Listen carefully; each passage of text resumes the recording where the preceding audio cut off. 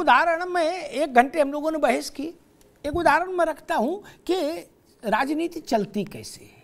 ठीक, बिहार में जब चुनाव हुआ, भाजपा और नीतीश एक साथ थे, तो तेजस्वी ने कहा कि भाई हमको वोट दो, हम 10 लाख लोगों को नौकरी देंगे। उस पर तेजस्वी को वोट भी मिला और बिल्कुल यहाँ तक फाइट दी और बहुत अच्छे ढंग से। खैर, फिर परिस्थिति बदली और नीतीश जी और तेजस्वी एक साथ आ गए, तो नीतीश बाबू ने एक रैली में कहा कि 10 तेजस्वी की और 10 हमारी तरफ से 20 लाख सरकारी नौकरी। खूब ताली बजी। रजत बाबू सुनिएगा, लेकिन मंच की बात का कोई मतलब नहीं होता अगर बोलने वाला मतलब न माने, उनका रखना चाहे। ठीक, मंच की बात और व्हाट्सएप पे आया चुटकुला बराबर है। ठीक, उसका कोई अर्थ नहीं होता। आप लोग खुश हो जाते हो, मैं कभी खुश नहीं होता, ना दुखी होता ना खुश होता। आप लोग खुश हो जाते हो, उन्होंने भैया माननी जी आए थे वो बोल गए हैं, क्या कुछ नहीं। सदन को देखिए, दस्तावेज देखिए। ठीक, विक्रम सिंह जब भी मिले होंगे इनसे किसी ने ये कहा होगा कि नहीं आपका कुछ नहीं करेंगे? बोले करेंगे, बुलाते देखते क्या सही है। देखा तो नहीं। बिहार में कल परसों बजट आया, आलोक बाबू जी, गजब हो गया। वित्त मंत्री ने कहा कि मसला सरकारी नौकरी का नहीं, यानी 20 लाख भूल जाओ बेटा और ठंडा पानी पियो। हम युवाओं में स्वावलंबन और आत्मनिर्भरता पैदा करेंगे। बोलो सियावर रामचंद्र की जय। ये आदमी अपने आप नहीं पैदा कर लेगा लड़का, स्वावलंबन और आत्मनिर्भरता है। इसमें आप क्या करेंगे? जान छूट गई, जान छूट गई क्या? वहां के कई ऐसे जो रजत और तुम लोगों जैसे जो लोग हैं, उन लोगों ने मुझे कहा कि साहब के सर इस पर एक शो करो, ये तो धोखा हो गया। मैंने जिस दिन वो बोल रहे थे कि 20 लाख, उसी दिन मुझे लग रहा था कि ये चुटकुला है। क्या आज क्या परिस्थिति पैदा कर दी आपने बिहार में? आपने कह दिया आत्मनिर्भर बनाएंगे, स्वावलंबी बनाएंगे लड़कों को, लड़कियों को, युवाओं को। ये हम खुद नहीं बन जाएंगे। मसला है रोटी का, आप बता रहे हो स्वावलंबी बने। आपने क्यों कहा 20 लाख नौकरी देंगे? आप चुनाव में गए थे तो बोलते आप हम स्वावलंबी बनाएंगे, हमको वोट दो। यस, तो पता लगता। एक समस्या है उत्तर प्रदेश में, मुझे दिखता है कि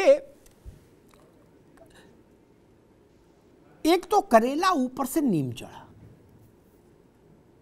जो चीजें बिना झंझट के निपटाई जा सकती थी मानवीय दृष्टिकोण के साथ, उनका भी अधिकारियों ने बंटा ढार कर दिया। मैं कहता हूं मानदेय में अभी समय है, आपके जो भी कारण हो, मैं उस बहस में अब नहीं जाता, 1 घंटा बहस कर ली। यही कर दीजिए कि चाहे अनुदेशक हो चाहे शिक्षा मित्र हो, होम टाउन में ही स्टेशन रहेगा। क्या उसका कभी तबादला नहीं होगा?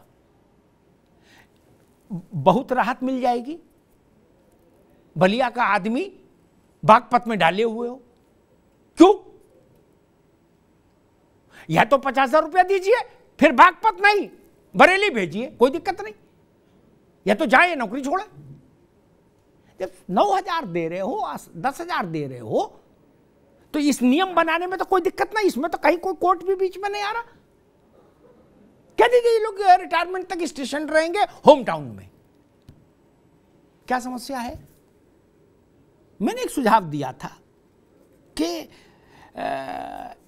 शिक्षा मित्रों को, अनुदेशकों को, इनको भी वो होना चाहिए, हेल्थ की जो अध्यापकों के लिए है वो छूट रहे। ठीक, सुझाव तो मान लिया अधिकारियों ने, क्या उसकी पॉलिसी बना दी। पॉलिसी आई जब मैंने देखा तो दीवार में सिर मारा अपना। फिर मैंने एक ट्वीट भी किया। कुल इनको मिल रहा है 1,10,000 शिक्षा मित्र को, मान लीजिए है 11 महीने में, और उसमें था आप, पत्नी, 2 बच्चे, माता पिता सब मिला के अगर आप पैकेज लेंगे तो 1,25,000 रुपया साल लगेगा। बताइए, 15,000 पड़ोसी से मांगे तब बीमा लें, फिर खाएं क्या साल भर? वैसे आत्मा परमात्मा से मिल जाएगा? नहीं, बीमा की जरूरत ही नहीं फिर तो। क्या ऐसा नहीं हो सकता था कि आप इनका मानदेय अभी नहीं बढ़ा सकते? इनसे यही कह देते, जब इतने लोग सरकारी कर्मचारी है ना बीमा में, कैशलेस में, क्या मान लीजिए ये भी लाख 2 लाख जो भी लोग हैं सब मिला के, अनुदेशक तो मेरे ख्याल 30-32 ही जा रहे हैं, ठीक है ना विक्रम जी, इतना ही ना। क्या सबको आप अगर ये सुविधा दे देते तो कौशल कुमार का चेहरा भी खिल जाता और विक्रम सिंह का चेहरा भी खुल जाता कि चलो ठीक है, कुछ तो राहत हुई है। अम्मा के आंख का ऑपरेशन कराना होगा तो चिंता नहीं अब, बाबूजी का घुटना बदलवाना है तो चिंता नहीं। ये तो हो सकता था ना, इसमें क्या समस्या थी? ये छोटे काम ह्यूमन टच देते, एक इमोशनल टच आता, लगता कि ये हमारे घर के लड़के हैं, हमारे घर की बेटियां हैं, ये उत्तर प्रदेश की मिट्टी की संतानें हैं। क्या समस्या थी? कौन सा जजमेंट इसके आड़े आ रहा था? कोई नहीं। एक दिन में 5 मिनट का काम है, इसके लिए विधानसभा की भी जरूरत नहीं। एग्जीक्यूटिव ऑर्डर से, आलोक जी आप तो जानते हो, एग्जीक्यूटिव ऑर्डर से 4 लाइन कंप्यूटर पर टाइप करनी है, चिड़िया बनानी है किसी ज्वाइंट सेक्रेटरी को, वो काम शुरू। क्या दिक्कत है? आप गाजर लटका के रखना चाहते हैं क्या? और बिना पेट भरे तो कोई नीके नहीं रह सकता ना, ठीक से नहीं रह सकता ना। पहली जरूरत है परिवार के पास न्यूनतम सुविधाएं होनी चाहिए जीवन यापन के लिए। छोड़िए कोर्ट ने क्या कहा, क्या हम इतना भी नहीं कर सकते कि हमारे परिवार के लोग, बच्चे, ये साथी भाई, इनके परिवार को, इनके परिजनों को न्यूनतम सुविधाओं वाला जीवन स्तर भी नहीं दे सकते हम? क्या हम इतने विपन्न हैं देश और राज्य हमारा? एक बड़ा प्रश्न। और दूसरी बात, जो बात रजत ने कही, मैं उससे बहुत सहमत नहीं।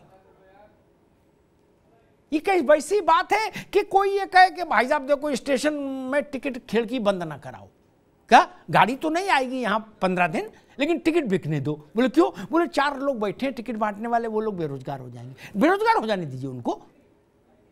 4 लोग 40,000 लोग स्टेशन के अंदर कर दिए, उनका क्या करे? ये क्या बात? नहीं, मैं उससे सहमत नहीं। तत्काल प्रभाव से बंद कराइए ये सब, तत्काल प्रभाव से बंद कराइए स्कूल। ये नहीं चल सकता। होल्ड कर दीजिए परीक्षा परीक्षा सब, टीईटी की, सुपर टीईटी, कौन कौन टीईटी है, international TET, national TET, state सब बंद करिए। क्यों? जब देना नहीं है, नहीं अनुपात परम समानुपात हो गया है तो काय को चला रहे हो? इसलिए मैं कहूंगा, मैं इससे बात से सहमत नहीं भाई आप लोगों की ना। प्रबंधक जी हैं, राम खिलाड़ी जी, ऐसे नाम ले दिया है, खाए कमाए या घाए, उनके घर में और बरकत होती रहे, इसलिए चलना चाहिए क्या स्कूल? बंद करिए। एक ही दिन का रोना होगा ना, हो जाएगा। सारे स्कूलों में काम करने वाले सारे लोग जोड़ लीजिए, कितने होंगे ऐसे ट्रेनिंग स्कूलों में काम करने वाले लोग? लेकिन उससे समस्या कितनी हो रही है? एक साथ लाख बच्चा पास आउट हो रहा है। बोले जी वीटीसी कराए। बोले अब क्या करोगे? बोले लखनऊ की बस में बुकिंग करा ली, लक्ष्मण मेला मैदान जाएंगे। लक्ष्मण मेला मैदान के लिए स्कूल चलता रहे, फिर संघर्ष होगा। रजत कहेंगे कि हमको दादा रात में पुलिस उठा ले गई। इसे पहले तो ये बंद कराइए भाई। इन सब चीजों ने व्यवस्था को और खराब कर दिया। आप नहीं दे सकते, उम्मीद मत जगाइए। मैं मनोविज्ञान की बात कह रहा हूं। जो बच्चा टीईटी पास में जिसका नाम आ जाता है, वो आधा मास्टर तो अपने को मान ही लेता है। गलत तो नहीं कहा राकेश पांडे? क्या शादी ब्याह के लिए भी हाँ बोल देता है, बोले ठीक है अब कोई दिक्कत नहीं। 20 लाख बच्चा, 20 लाख देश के सारे राज्यों के प्राइमरी सेक्शन में भर्ती हो जाए और यूपी के टीईटी कोई खाली नौकरी मिले तो भी 20 लाख खपेंगे नहीं। भैया गलत तो नहीं करा, आप लोग ज्यादा समझदार हैं। रजत बाबू गलत तो नहीं बोला। सारे देश भर के बेसिक शिक्षा के स्कूलों में केवल यूपी के लड़के को नौकरी दे दो 1 साल, तो भी 20-22 लाख खप जाए, नहीं खप सकता क्या? इसके लिए दुनिया के कई मुल्कों में भी यूपी का ही लड़का देना पड़ेगा, तब 1 साल का खपेगा क्या? अगली साल फिर 20-22 लाख तैयार क्या? क्यों भाई, क्यों कराएं? पैसा लगता है इसमें, बच्चे का आना है जाना है, बैंक ड्राफ्ट है, उसके बाद अगर कहीं भगवान के आशीर्वाद से वो पेपर आउट हो जाए, सॉल्वर आ जाए, कौन कौन बवाल हो जाए, तो गई भैंस पानी में। क्यों? उत्तर प्रदेश में मैं पिछले 15-20 साल से देख रहा, इनके पहले पीढ़ी के भी साथी मेरे पास आते थे, अब ये लोग हैं। सच्ची बात आलोक बाबू ये है, उत्तर प्रदेश में प्राइमरी की शिक्षा, अध्यापक की, सहायक अध्यापक की नौकरी के लिए संघर्ष करने वाले लोग, शिक्षा मित्र और अनुदेशक, ये वो टीचर नहीं हो पाए, इनको वेतनमान ठीक नहीं मिल पाया मान दे, लेकिन इन सबको ऐसी परिस्थितियां आई कि ये सब हाई कोर्ट, सुप्रीम कोर्ट, कहीं भी सीनियर एडवोकेट के तौर पर काम कर सकते हैं। विक्रम सिंह को सुनिए, क्या कोई धारा बची जो इनको याद नहीं? बताइए क्या? कौशल कुमार को सुनिए, रजत सिंह को सुनिए। ये स्थितियां ये कि इसलिए थोड़े ना बने थे ये लोग, इन्हें कहीं स्कूल में पढ़ाना चाहिए था अच्छे से, नहीं। ये जब मिलते तो इतनी फाइल लिए चल रहे हैं। मैं तो जब भी देखता हूं यही देखता हूं कि फलाने वकील साहब से मीटिंग हो गई, फलाने, और वो वही सब लोग चंदा करो और हरीश साल्वे को देना है, घर बेच के टीटी करो, बीएड करो, फिर घर बेच के मुकदमा लड़ो, यही ना।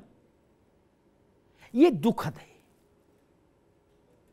ये पीड़ाजनक है, ये अपमानजनक है, तीनों चीजें हैं इसमें। मैं 3 बातें कहूंगा अंत में। अनुपात समानुपात आप मालिक हैं, आप जैसा चाहें करें, ठीक, चाहे जिसको अनुपात माने, चाहे जिसको समानुपात। लेकिन अगर आपको लगता है कि अध्यापक बहुत हो गए तो ये भर्ती केंद्र बंद करिए, तत्काल प्रभाव से बंद करिए, रूथलेसली, निर्ममता पूर्वक बंद करिए। ये दुकानें कतई शटर डाउन करिए इनमें। एक, दूसरा, शिक्षा मित्र और अनुदेशक, उनको उतना मानदेय मिलना चाहिए जितने में उनका परिवार सम्मान पूर्वक रह सके। अध्यापक की एक गरिमा होती है, उस गरिमा के साथ छेड़छाड़ नहीं होनी चाहिए। अध्यापक का एक पद विशिष्ट है,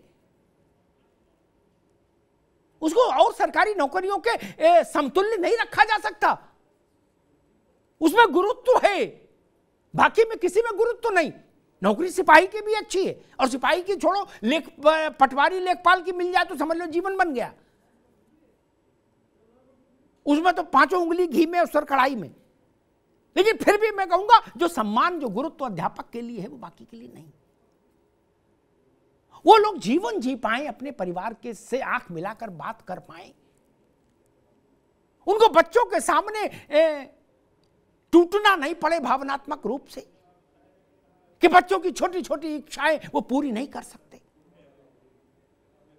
ये दुखद है, ये कारुणिक है,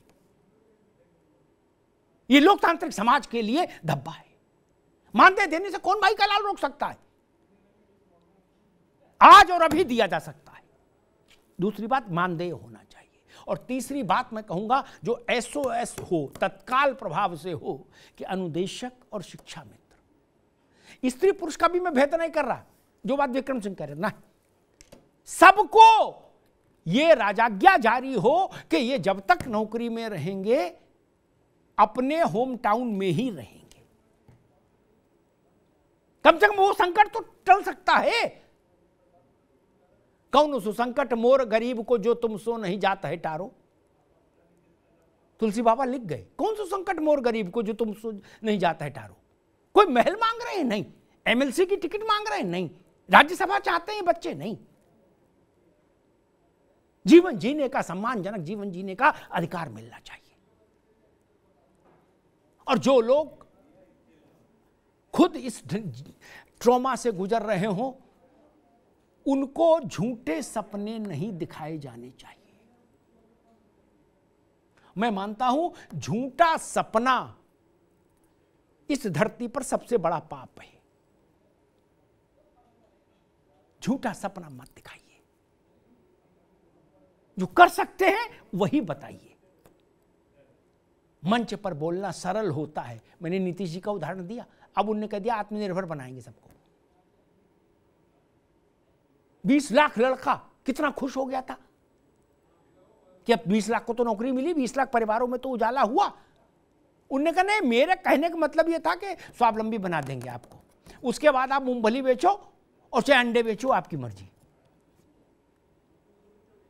यही चरित्र है सियासत का। सियासत की आंख भी नम होनी चाहिए, क्योंकि हम सब, ये सब लोग मिलके राजनीति व्यक्ति को नेता बनाते हैं और नेता सत्ता बनाता है। Be the people of India, हम भारत के लोग। वैसे मैं कहूं be the people of Uttar Pradesh, हम उत्तर प्रदेश के लोग। इनको सम्मानजनक जीवन जीने का अधिकार मिलना चाहिए। और लोकतंत्र है तो उसकी शुचिता इस बात की डिमांड करती है कि शासन को ये भी बताना चाहिए, जो सवाल नौजवान के दिमाग में है, ये जो सवाल हमने इस शो में उठाए, जो लोग रिटायर हुए अध्यापक, उनके पदों पर भर्ती का क्या कैसे हो, वो समतुल्य कैसे रहे, फिर समानुपात क्या रिटायर होना बंद हो गए 19 से आज तक? शिक्षा मित्रों के जो पद थे, जो उनके सुप्रीम कोर्ट के फैसले के चलते खाली हुए थे सहायक अध्यापक की, उनकी भर्ती और नई भर्ती में अंतर है कि नहीं? क्या ये सच है कि 19 से कोई भर्ती नहीं आई? ऐसे बहुत सारे सवाल हैं जिन पर एक श्वेत पत्र जारी होना चाहिए। और जो बात आलोक जी कह रहे थे, ऐसे स्कूलों का क्या करें जहां एक ही मास्टर है, एकल विद्यालय, उनकी जिम्मेदारी कौन लेगा? ये भी बताना चाहिए ना। अगर सब जग समानुपात में आ गया है तो फिर किसी विद्यालय में एक अध्यापक क्यों है? और अगर एक ही अध्यापक है और 2 ही बच्चे, तो स्कूल ही बंद कर दो, फिर चला क्यों रहे हो? आलोक जी उदाहरण दे रहे थे, फर्रुखाबाद में मेरा शहर जिला है, 100 विद्यालय उन्होंने बताया इसे। ये अच्छी बात नहीं। उत्तर प्रदेश के गरीब परिवारों के बच्चे वहां से पढ़कर निकलते हैं। हमारी जिम्मेदारी है उनके प्रति। आंख को नम रखें तो ब्यूरोक्रेसी अच्छी लगती है जिसकी आंख नम रहे, और राजनीति भी वही अच्छी लगती है जिसकी आंख नम रहे। धन्यवाद।